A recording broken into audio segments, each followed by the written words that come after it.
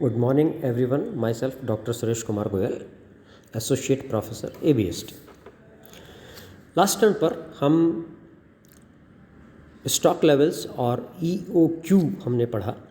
आज हम सामग्री नियंत्रण से संबंधित कुछ योजनाओं के बारे में पढ़ेंगे कि सामग्री नियंत्रण से संबंधित कौन कौन सी योजनाएं हो सकती है। इनमें सबसे इम्पॉर्टेंट और महत्वपूर्ण है सामग्री नियंत्रण की ABC विश्लेषण योजना और ABC analysis plan for material control. ABC analysis plan for material control ये सामग्री नियंत्रण की एक महत्वपूर्ण तकनीक है। इस योजना के अंतर्गत हम भंडार में रखी हुई सामग्री को उसके मूल्यों के आधार पर 3 भागों या 3 वर्गों में विभक्त कर देते हैं ABC। तो यहाँ जो इम्पोर्टेंट बात है वो ये है कि हम स्टोर्स में रखी हुई सामग्री को उसके मूल्यों के आधार पर 3 भागों में बांटते हैं। ABC यहाँ पर है। ABC एनालिसिस का मतलब है, फुल फॉर्म में अगर हम इसके लें तो always better control. ABC stands for always better control technique. ABC technique, always better control technique. तो इसमें हम सामग्री को मूल्यों के आधार पर 3 भागों में बांटेंगे ABC। A वर्ग में हम ऐसी सामग्री का चयन करते हैं जो तुलनात्मक रूप से अत्यधिक मूल्यवान होती हैं तथा लागत ढांचे में जिनका एक महत्वपूर्ण जो है हिस्सा होता है, एक महत्वपूर्ण भाग होता है। तो ये जो A वर्ग में हम सामग्री रखेंगे, ये इसकी विशेषता क्या होती है कि मूल्य के हिसाब से तो ये सामग्री में रखी गई स्टोर्स में रखी गई सामग्री के एक बड़े भाग का उसका हिस्सा जो है, इसमें एक बड़ा भाग A वर्ग की सामग्री का होता है। लेकिन अगर हम क्वांटिटी रूप में देखें या मात्रात्मक रूप में देखें तो ये जो है कुल भंडार में रखी गई सामग्री का परसेंटेज मात्रात्मक रूप में इसमें कम होता है। तो जो सबसे अधिक महत्वपूर्ण महंगी सामग्री होती है उसको हम A वर्ग में शामिल करते हैं और A वर्ग में रखी हुई सामग्री पर कठोर नियंत्रण की आवश्यकता होती है, क्योंकि इसका अगर हम अधिक क्रय कर लेंगे तो हमारे पूंजी का अत्यधिक इन्वेस्टमेंट वहाँ पर हो जाएगा और वो स्टोर्स में जो है उस पर इंटरेस्ट का नुकसान होगा। तो A वर्ग की सामग्री पर सबसे अधिक नियंत्रण की आवश्यकता है।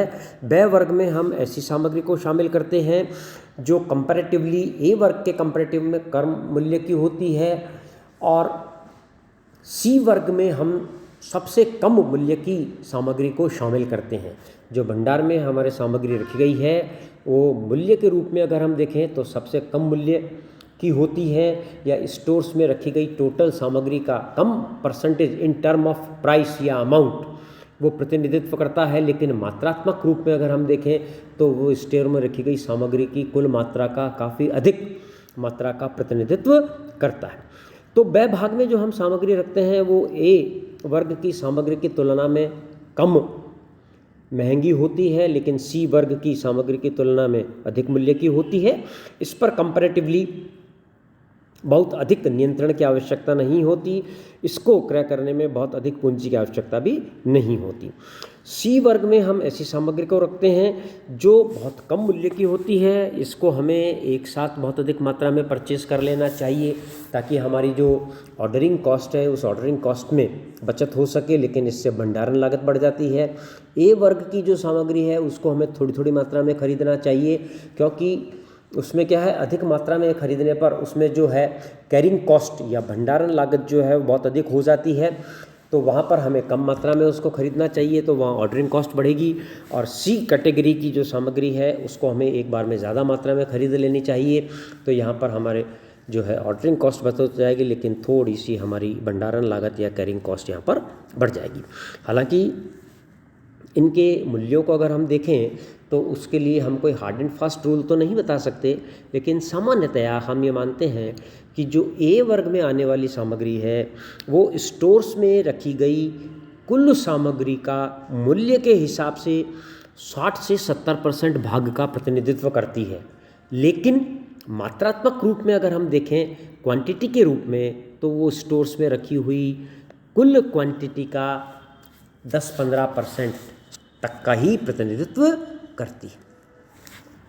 बी कैटेगरी में जो सामग्री आती है उसको अगर हम देखें तो वो 20-25% मूल्य के हिसाब से स्टोर्स में रखी गई सामग्री के कुल मूल्य का लगभग 20-25% इसका होता है।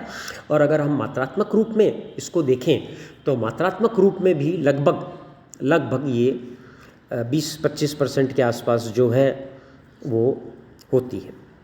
सी कैटेगरी में जो सामग्री शामिल होती है वो अगर हम मूल्य के हिसाब से देखें तो स्टोर्स में रखी गई सामग्री के कुल मूल्य का लगभग 10-15% भाग का ही प्रतिनिधित्व सी वर्ग वाली सामग्री करती है। लेकिन अगर हम मात्रात्मक रूप में देखें तो मात्रात्मक रूप में ये लगभग 60-70% तक का प्रतिनिधित्व करती है। यानी स्टोर्स में रखी हुई कुल सामग्री मात्रात्मक रूप में जितनी है उसका लगभग 60% भाग जो है इस सी प्रकार की सामग्री पर होता है। तो इस प्रकार से इस योजना के हिसाब से अगर हम देखें तो मूल्यवान जो सामग्री है उस पर हम इस योजना के अंतर्गत कठोर नियंत्रण स्थापित कर सकते हैं। और यहाँ पर आर्थिक आदेश मात्रा के भी हम पृथक श्रेणी के लिए पृथक जो है गणना इस स्थिति में हम कर सकते हैं। इस योजना के अंतर्गत हमारे सामग्री क्रय लागतों में बचत होती है और वैज्ञानिक एवं चयनित नियंत्रण के कारण स्टॉक टर्नओवर की ऊंची दर भी यहाँ पर रखी जा सकती है। अगर हम इसको ग्राफिकल रूप में देखें तो जो ग्राफ ऑफ एबीसी एनालिसिस है वो लगभग इस प्रकार का होता है। अगर हम नीचे वॉल्यूम ऑफ इन्वेंट्री रखें और साइड में वैल्यू ऑफ इन्वेंट्री रखें तो जो ए वर्ग की सामग्री है वो आप देख रहे हैं केवल वॉल्यूम या मात्रात्मक रूप में तो 10% का ही प्रतिनिधित्व कर रही है, लेकिन मूल्य के रूप में लगभग 60% का प्रतिनिधित्व करती है। बी वर्ग की जो सामग्री है वो मात्रात्मक रूप में लगभग 20% का प्रतिनिधित्व कर रही है, 10 से 30, लेकिन मूल्य के रूप में वो लगभग 20% का ही प्रतिनिधित्व कर रही है, 60 से 80। और सी वर्ग की जो सामग्री है वो मात्रा के रूप में तो 70% का प्रतिनिधित्व कर रही है, 30 से लेकर 100 तक, लेकिन मूल्य के रूप में वो 15-20% तक की होती है, 80 से 100। तो इस प्रकार से एबीसी एनालिसिस का एक जो ग्राफ है वो बनता है और हमें जो है ए वर्ग वाली जो सामग्री है उस पर कठोर नियंत्रण की आवश्यकता होती है। इसके बाद एक और इसमें वर्गीकरण है जिसको हम देख लेते हैं। एक वर्गीकरण है FS&D classification of material. FS&D classification of material में हम जो है विभिन्न सामग्रियों को मटेरियल टर्नओवर रेशियो के आधार पर वर्गीकृत करते हैं। मटेरियल टर्नओवर रेशियो के आधार पर यहाँ वर्गीकरण किया जाता है। F यहाँ पर फास्ट के लिए होता है, S का वो होता है slow, N stands for normal and D stands for dead और डॉर्मेंट।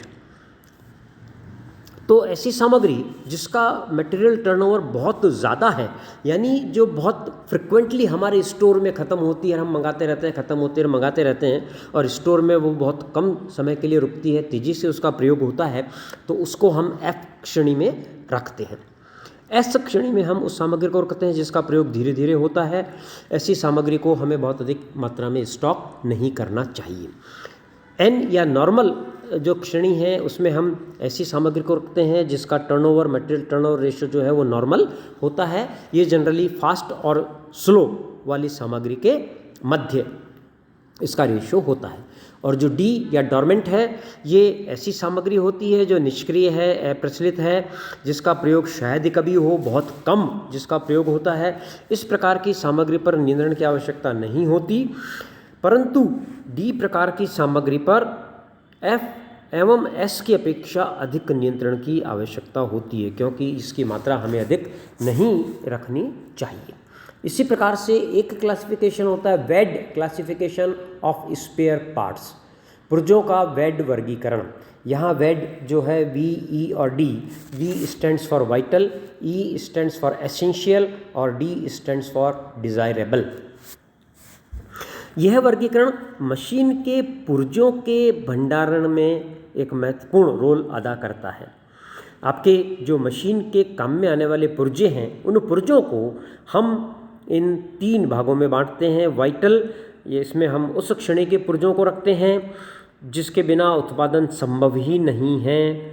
इनका हमें स्टॉक रखना अनिवार्य है, जैसे मशीन की सुई।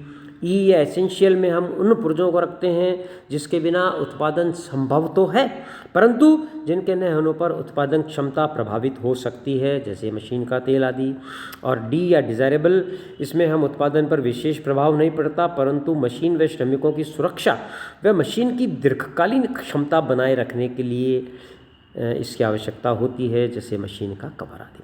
तो ये वेट एनालिसिस जो है ये मशीन के स्पेयर पार्ट्स के लिए काम में ली जाती है। ऐसे ही एक और है JIT अप्रोच या जस्ट इन टाइम अप्रोच।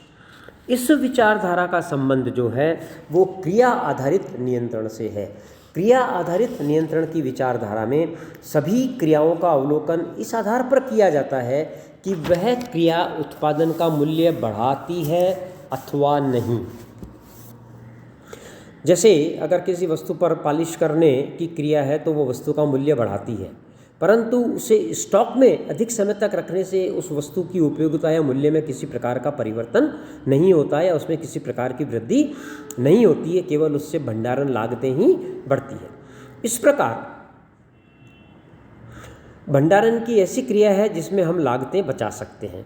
ये जो JIT जो अप्रोच है, इस JIT अप्रोच का जापान में प्रयोग अधिकतम या अधिकांश उद्योगों में किया जाता है। उन्हें जो भी कच्चा माल चाहिए होता है उसकी पूर्ति प्रातः काल में पूर्तिकर्ता कर देते हैं और शाम तक निर्मित माल ग्राहकों तक पहुंचा दिया जाता है, और इस प्रकार इन्वेंट्री के स्तर को शून्य तक लाने की कोशिश की जाती है। शून्य तक लिया है तो इससे प्रभावित हो सकता है उत्पादन, लेकिन वहाँ इस प्रकार की एक सेटिंग की हुई है कि आप सुबह आपको पूर्तिकर्ता माल कच्चा माल दे देगा और शाम तक आप उसको तैयार करके कस्टमर तक पहुंचा दें। इसके कुछ और नाम भी हैं। इसे जिप्स हम कह सकते हैं, जीरो इन्वेंट्री प्रोडक्शन सिस्टम, या इसे हम MAN भी कह सकते हैं, मटेरियल एज नीडेड, या इसको हम MIPS भी कह सकते हैं, मिनिमम इन्वेंट्री प्रोडक्शन सिस्टम। तो इस प्रकार से हमने आज सामग्री नियंत्रण की 3-4 अप्रोचेस देखी, ABC एनालिसिस, FSND, वेड और JIT अप्रोच। तो ये सामग्री नियंत्रण की प्रक्रियाएं हैं। नेक्स्ट टर्न पर हम फिर आगे इसमें लेंगे the pricing of issue of material. तब तक के लिए थैंक यू, गुड बाय।